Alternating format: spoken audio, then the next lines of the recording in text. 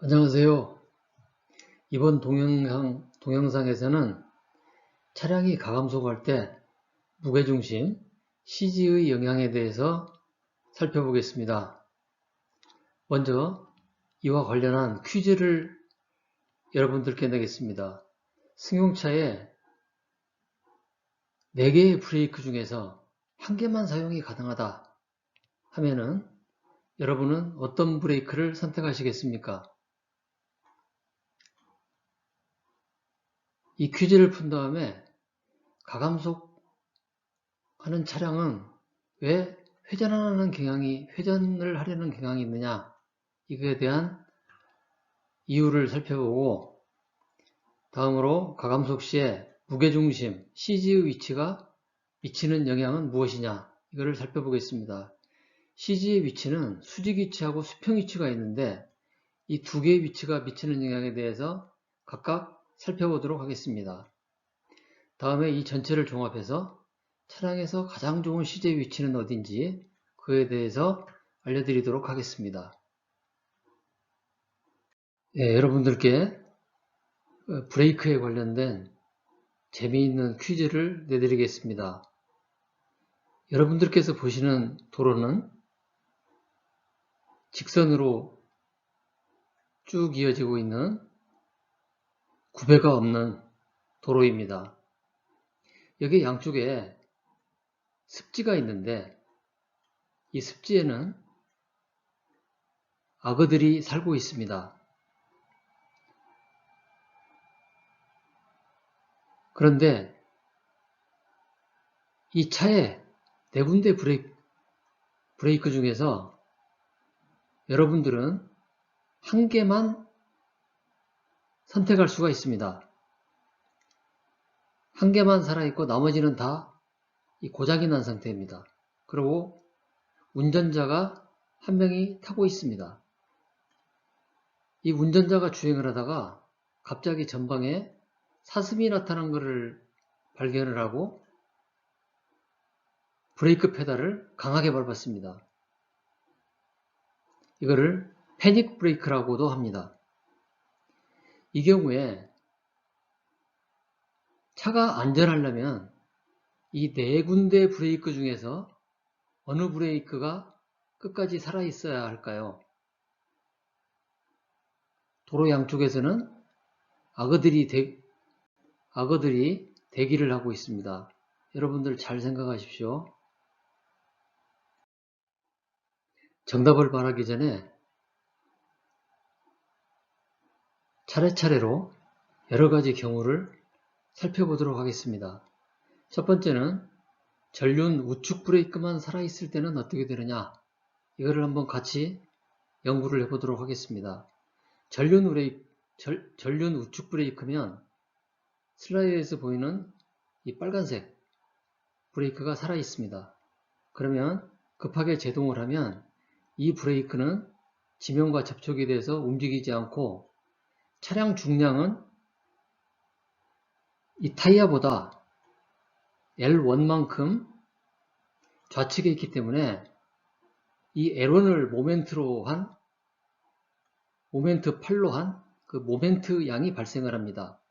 그래서 이 CG가 여기 우측 타이어를 중심으로 이렇게 돌아가려는 힘이 발생을 합니다. 그러면 결국은 차의 뒤쪽이 차의 앞쪽으로 이동을 하려는 힘이 발생을 해서 차가 완전히 180도 회전을 하게 됩니다. 이거는 굉장히 위험하죠. 여기 악어들이 차를 쳐다보고 굉장히 즐거워하고 있습니다. 이쪽 악어들은 좀 슬프겠군요. 그래서 이런 경우는 우리가 원치 않는 경우입니다. 다음에는 전륜 좌측 브레이크만 살아있을 때를 살펴보도록 하겠습니다. 이 전의 슬라이드에서 전륜 우측 브레이크가 살아있는 경우를 살펴봤는데 같은 방식으로 생각을 하시면 되겠습니다.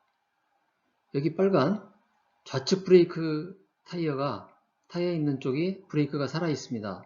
그러면 좌측 브레이크가 노면의 접촉면을 잡고 있고 다른 쪽은 브레이크가 없기 때문에 그냥 굴러가려고 할 것입니다. 그러면 차량의 무게중심은 좌측 브레이크 선상보다 L1만큼 떨어져 있습니다. 그래서 L1을 모멘트 8로 한 모멘트가 발생을 합니다. 좌측 타이어 콘택트 패치를 중심으로 해서 돌아가려는 모멘트가 발생을 합니다. 그래서 차량의 뒤쪽이 차량의 앞쪽을 앞질러서 180도로 회전을 하게 됩니다. 이렇게 되면은 차량이 또 습지로 들어가게 됩니다. 이 악어들이 굉장히 좋아하거든요. 그래서 저는 이 경우도 별로 좋아하지 않습니다. 이번에는 후륜 우측 브레이크만 살아있을 때 어떻게 되느냐를 살펴보도록 하겠습니다. 후륜 우측 브레이크가 살아있으면 빨간색으로 표시가 되어 있습니다. 역시 무게중심은 L1만큼 떨어져 있기 때문에 이 L1만큼 떨어져 있는 것에 대한 모멘트가 발생을 합니다. 그러나 무게중심이 후륜 우측 브레이크 타이어보다 앞쪽에 있기 때문에 차량 뒤쪽이 앞쪽으로 돌아가지는 않습니다. 다만 제동거리가 좀 길게 끌고 갈 뿐입니다. 그래서 차는 180도를 돌지 않고 약간의 회전으로 멈출 수가 있습니다. 양쪽에 있는 악어들이 입맛만 버렸다고 실망을 하고 돌아가는군요. 이거는 이전에 본 프론트 브레이크가 살아있을 때보다 훨씬 나은 결과입니다. 이거는 잠시 두고 후륜 좌측 브레이크까지 보고 나서 정답을 알려드리도록 하겠습니다. 이번에는 후륜 좌측 브레이크가 살아있을 때 어떻게 되느냐를 살펴보도록 하겠습니다. 후륜 좌측 브레이크가 살아있을 때는 바로 앞서 살펴본 후륜 우측 브레이크만 살아있을 때하고 양상은 비슷합니다. 빨간색으로 표시된 후륜 좌측 브레이크가 살아있게 되면 역시 모멘트 8, L1만큼 떨어져서 차량의 무게중심이 존재하기 때문에 이 모멘트 8만큼의 회전 모멘트가 발생을 합니다. 그러나 무게중심이 후륜 타이어보다 앞에 있기 때문에 차량의 뒤쪽이 앞쪽으로 돌아가려는 힘까지는 발생하지 않습니다. 약간의 거리를 지나 차량은 안정적으로 정차를 하게 됩니다. 역시 악어들이 실망을 하고 돌아가는군요. 이 경우는 프론트 브레이크가 살아있을 때보다 훨씬 잘 된 결과라고 볼 수가 있습니다. 우리가 앞서서 각 바퀴가 살아있을 때 4가지 경우를 모두 살펴봤기 때문에 이거를 종합해서 답을 맞춰보도록 하겠습니다. 일단 프론트 브레이크가 살아있는 경우는 답이 아니겠죠. 악어들이 좋아하기 때문에. 그러면 후륜 브레이크가 살아있는 것이 답인데 우측 후륜 브레이크가 살아있어야 될까요? 아니면 좌측 후륜 브레이크가 살아있어야 할까요? 답은 후륜, 좌측 브레이크가 살아있어야 합니다. 이게 왜 그러냐면 운전자가 탑승함으로써 차량의 운전자와 차량의 무게를 더한 총 무게중심은 원래 운전자가 타지 않았을 때는 차량의 한가운데 있었으나 운전자가 탐으로 해서 무게중심이 약간 좌측으로 이동을 하였습니다. 그래서 이에 따라서 모멘트 8 L1이 모멘트 8 L2보다 더 커졌습니다. 그렇겠죠? 운전자가 탔기 때문에. 그래서 운전자가 이쪽에 있는 바람에 케이스 1에서는 모멘트 8 L1이 L2보다 크기 때문에 모멘트가 더 커진 겁니다. 그리고 L2는 운전자가 탐으로써 무게중심이 좌측으로 더 많이 당겨졌습니다. 그래서 모멘트가 줄어들었습니다. 이런 모멘트가 줄어들었습니다. 이 모멘트의 크기를 보면 여러분 제가 시각적으로 나타냈는데 이 훨씬 크죠? 케이스 1이. 그래서 케이스 2 후륜 좌측 브레이크가 살아있어야 된다. 이게 답이겠습니다. 지금까지 퀴즈를 풀면서 만약에 차의 브레이크가 한 개만 살아있어야 된다면 어디가 살아있어야 되느냐 이거를 검토를 하면서 중량 이동에 대해서 우리가 살펴보았습니다. 계속해서 전륜 브레이크 두 개가 살아있을 때 패닉 브레이크, 그러니까 급하게 브레이크를 밟으면 차량 거동이 어떻게 되느냐에 대해서 계속해서 살펴보도록 하겠습니다.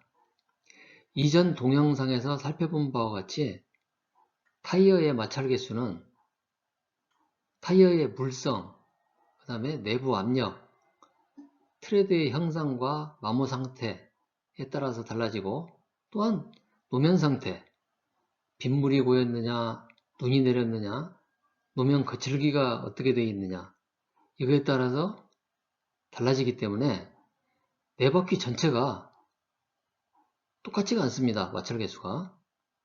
그렇기 때문에 마찰 개수는 어느 한쪽이 크거나 어느 한쪽이 작거나 그렇습니다. 똑같지가 않다는 말씀이죠. 그래서 이 문제에서는 오른쪽 마찰 개수가 왼쪽 마찰 개수보다 크다 이렇게 가정을 하고 생각을 좀 해보겠습니다. 그러면 이 경우에 급하게 브레이크를 밟으면 무슨 현상이 일어나냐면 차량 중량에 의해서 브레이크를 밟으면 차량 중량은 계속 나가려고 합니다. 그리고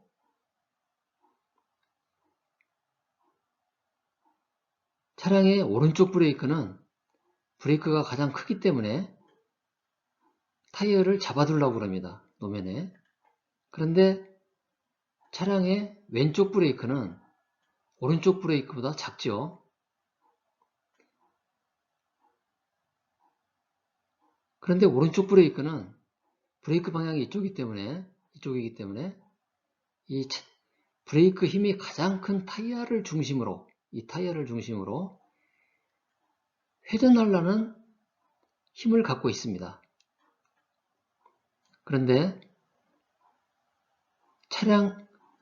차량의 무게를 차량의 관성이 가는 방향은 이 방향이기 때문에 이 오른쪽 타이어에서 무게중심이 떨어져 있는 만큼 이 거리만큼의 모멘트 8이 생깁니다. 그래서 이 모멘트 8을 가지고 차량의 무게는 회전하려고 합니다. 물론 회전 반경은 왼쪽 브레이크가 회전하려고 하는 회전팔보다 작습니다. 한 반절 정도 작습니다.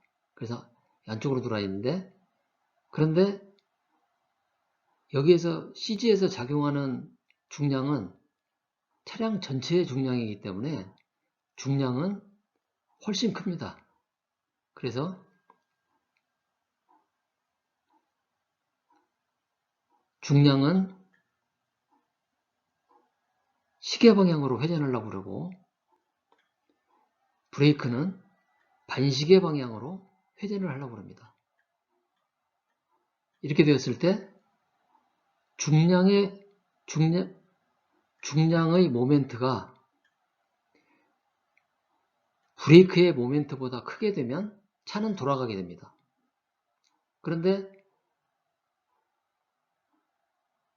가장 큰 브레이크가 프론트 쪽에 있기 때문에 역시 우리가 전에 살펴본 대로 차량의 뒤쪽이 180도 회전을 해가지고 돌아가게 됩니다. 이렇게. 그래서 점차로 돌아가서 결국은 180도 이상 회전하게 됩니다. 이거는 굉장히 위험한 상황이겠죠. 그래서 전륜 브레이크가 살아있는 것이 후륜 브레이크보다 살아있는 것보다 위험합니다. 다음에 후륜 브레이크 두 개가 살아있을 때는 어떻게 되는지를 보겠습니다. 후륜 브레이크가 살아있을 경우를 살펴보겠습니다. 이 경우에 역시 오른쪽에 있는 타이어의 마찰 개수가 왼쪽 것보다 더 크다라고 가정을 하겠습니다. 그러면 마찰 개수가 크기 때문에 제동력도 더 크겠죠.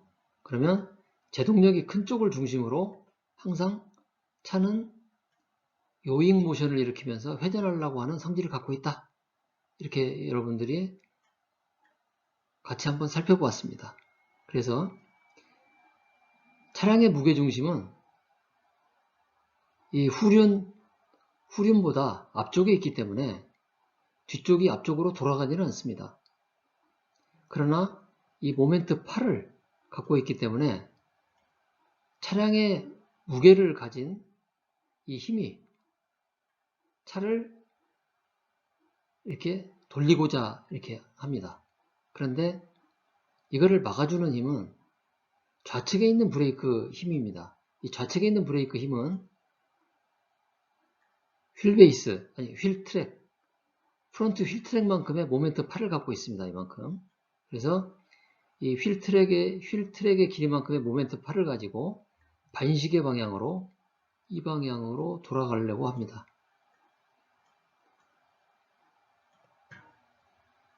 그런데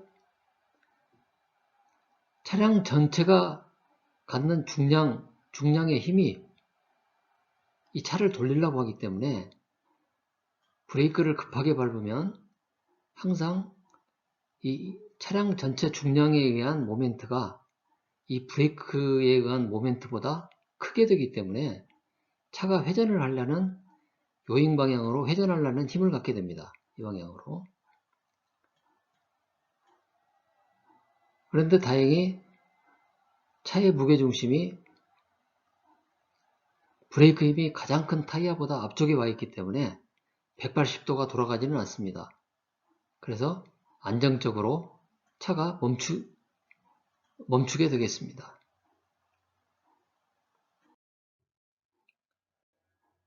지금까지 우리는 중량 이동에 대해서 배웠습니다. 제동을 하거나 가속을 하면 중량이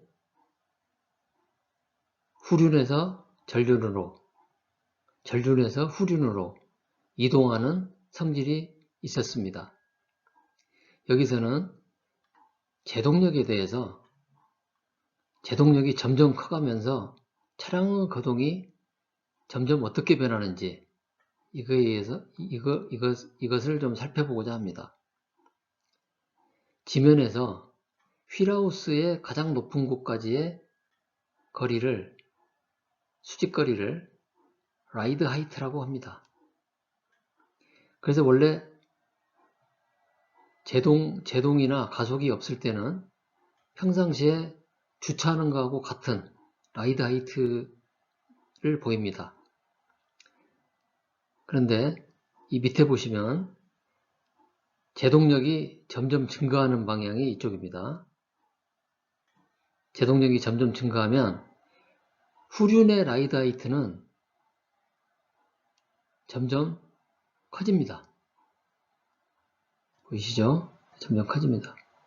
그 다음에 프론트의 라이드 하이트는 점점 작아집니다. 작아지죠.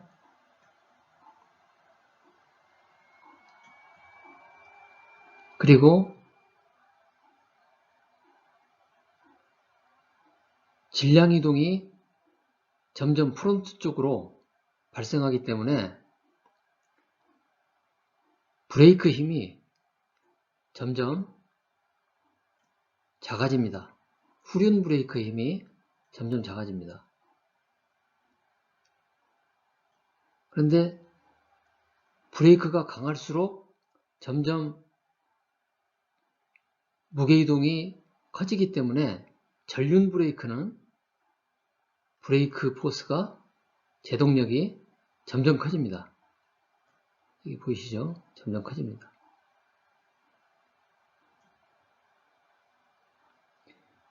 그래서 계속 커지게 되면은 후륜에 더 이상 제동력이 발생하지 않게 되는데 이 경우가 가장 위험한 경우입니다.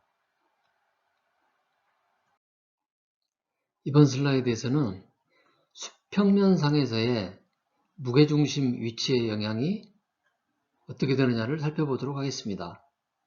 첫 번째 그림은 무게중심이 차량의 전후방향 중심선, 이 중심선상에 있습니다. 그래서 L1이 똑같은 사이즈를 갖고 똑같은 길이를 갖고 있습니다. 그런데 이 다음 그림에서는 차량을 설계를 할 때 차량의 중심을 한가운데에서 왼쪽으로 치우치게 설계를 했습니다. 이렇게 되면 차량의 오른쪽 바퀴에서 차량의 무게중심이 멀어지게 돼가지고 이게 L2만큼 되는 거죠. 그래서 위의 경우하고 아래의 경우를 비교하면은 L1이 L2보다 작고, 그러니까 L2가 큰 거죠. L1보다. 그래서 만약에 차량의 오른쪽 앞쪽 타이어에 브레이크 힘이 크게 걸리고 차를 급격하게 제동을 했을 경우에는 차가 시계 방향으로 요잉 모멘트를 받게 됩니다. 그러면서 차가 회전할 수가 있습니다. 그런데 이 중요한 내용은 한 번 더 강조를 하자면은 타이어 마찰 계수는 이 노면, 빗물, 눈, 거칠기, 노면 재질과 그 다음에 타이어 조건, 재질, 온도, 트레드 형상, 트레드 마모, 내압 이런 것에 따라서 바뀝니다. 그래서 타이어의 마찰 계수는 4개의 타이어에서 모두 달라집니다. 그래서 차량에 제동이 걸리면 가장 큰 제동력을 발생시키는 타이어를 중심으로 이 그림에서는 우측, 전륜 타이어겠죠. 이 중심으로 회전하려는 요잉 모멘트가 발생을 하게 됩니다. 그런데 요잉 모멘트의 크기는 가장 큰 제동력을 발생시키는 타이어에서 무게중심이 멀어질수록, 이쪽으로 멀어질수록 점점 더 커지고 차량 자세가 불안정해지는 것입니다. 그래서 차량 관성력에 대한 모멘트가 좌우측 중에 제동력이 적은 측에 대한 모멘트보다 크면 가장 큰 제동력을 갖는 타이어를 중심으로, 이 타이어를 중심으로 회전하게 됩니다. 그래서 여기서의 이야기는 이 무게중심의 힘을 가지고 회전하려는 모멘트, 이 모멘트가 이 브레이크가 작은 쪽의 모멘트, 이 모멘트보다 크면 차는 무게중심이 도는 쪽으로 이 방향으로 회전을 한다. 이런 얘기가 되겠습니다. 그래서 결론은 좋은 차의 무게중심은 휠 트레드를 균등 분할하는 중심선상에 있어야 된다. 이 휠 트레드를 균등 분할하는 중심선상에, 이 중심선상에 있어야 된다.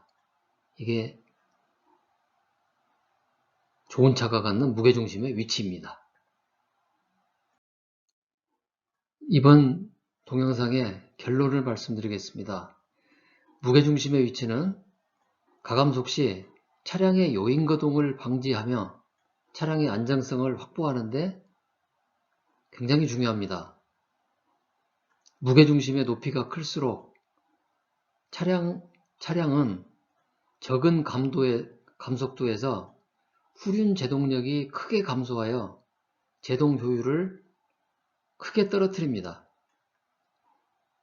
무게중심 위치가 좌우 중심선에서 한쪽으로 치우치면 가감속 갈 때 요잉 모멘트가 커져서 차량의 안정성이 악화됩니다.